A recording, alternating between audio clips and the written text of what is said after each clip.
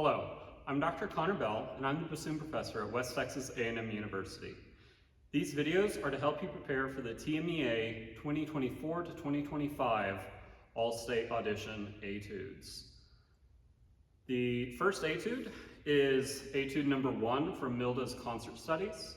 The first thing that we should say with all three of these, all of the TMEA etudes this year are from the Milde Concert Studies etude book. These are generally more advanced than the etudes that are found in the Weissenborn book that you might be more familiar with from previous All-States or from etudes that you're working on with your own private teacher. So with that in mind, give yourself plenty of time to learn these. To keep things very slow for a long time, you should be working on always playing them at a tempo that feels effortless. And if that's half tempo, great. But keep it effortless for as long as you can. And as you speed it up, try to maintain that feeling of ease at every tempo you play it at. This first one is the first etude in the book, obviously. We should note, first of all, that we are in C major, which is very happy for us. We have some tricky passages with a lot of chromaticism, but nothing too crazy, and most of what we're doing is in C major, so it's a little more friendly. The other thing that I want to point out to you is that the tempo indication is allegretto. So this is not the fast etude. This should very much feel like a medium sort of tempo. Allegretto is not as fast as allegro, and it usually has a connotation of gracefulness when you see it in repertoire. So I think that keyword gracefulness is a good thing to keep in mind while you're working on this etude. It should never feel frantic.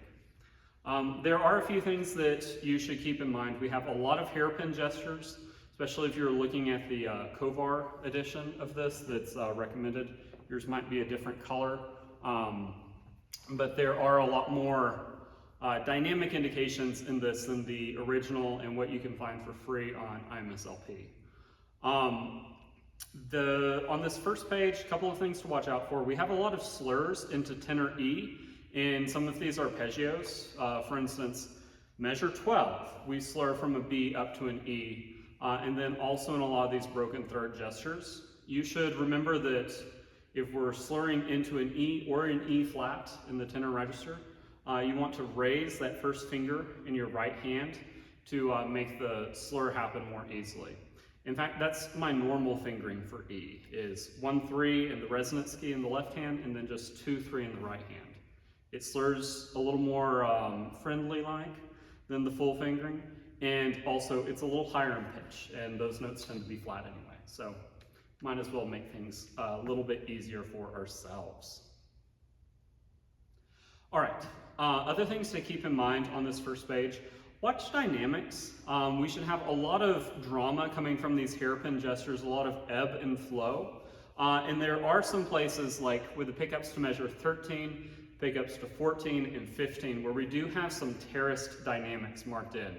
So starting forte and fading down, I actually fade below mezzo forte instead of going down to mezzo forte. And then reset for the next gesture with the pickups to 14, a little bit louder, come away. And then those last ones should be quite soft. One thing to watch out for in this one, we have several places where you have a lot of rest in a bar.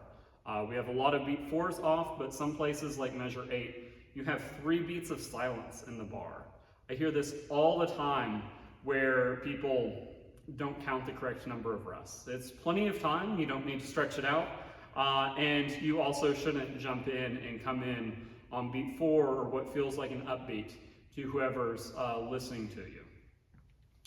If we take a look at the second half of this, I feel like the climax of this is the 8th note passage in the tenor register, measure 32, and 31 is building up to that.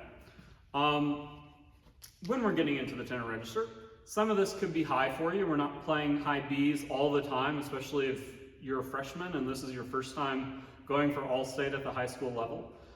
So work on scales and long tones to get you more comfortable in that register.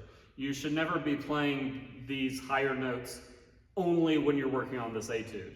They should just be a part of your daily life, and that will help you play them a lot more in tune. Also, the high B tends to be a very out of tune note, and it is the climax note of this etude. You want it to be in tune. So make sure that we are fingering it correctly. I have fingering charts available on my website. I do suggest taking the pinky off of the resonance key for that high B.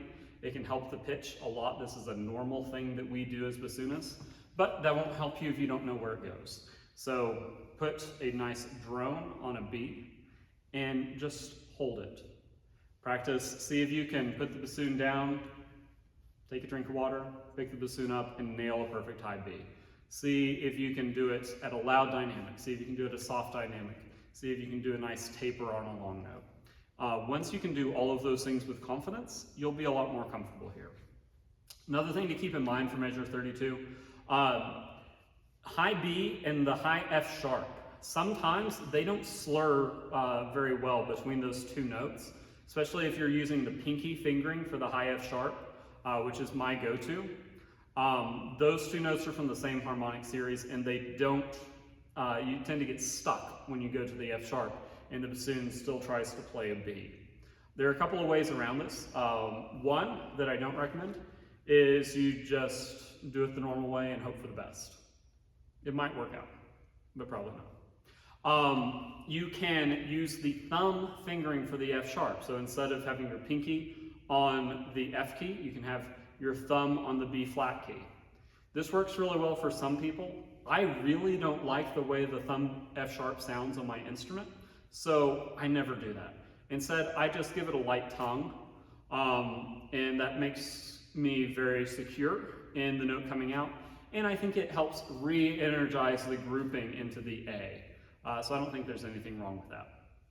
Make sure you get the cut and go from 34 down to 48, and get all the trills nice and smooth. The sixes aren't that fast, especially since it's a C major scale, but it'll help you to give a little bit of an emphasis on each downbeat. G, A, B, and then down to the C. And then just make sure you stay nice and open and resonant. That high C, it's not a high note. It shouldn't be too hard to get it out. If you have a good reed, if you have a fast airstream, and you're not biting down on the reed. You want to let the reed vibrate, so we're staying nice and open up here. I really don't change my voicing very much to get that high C out. You might take a little bit more reed on, a little bit more reed in your mouth, so that you're making the instrument shorter if you're having trouble getting it out. And you could also go for using the high D key with your left thumb instead of the high C key. Both of those will help you get it out, but I would not bite to get it out. Good luck.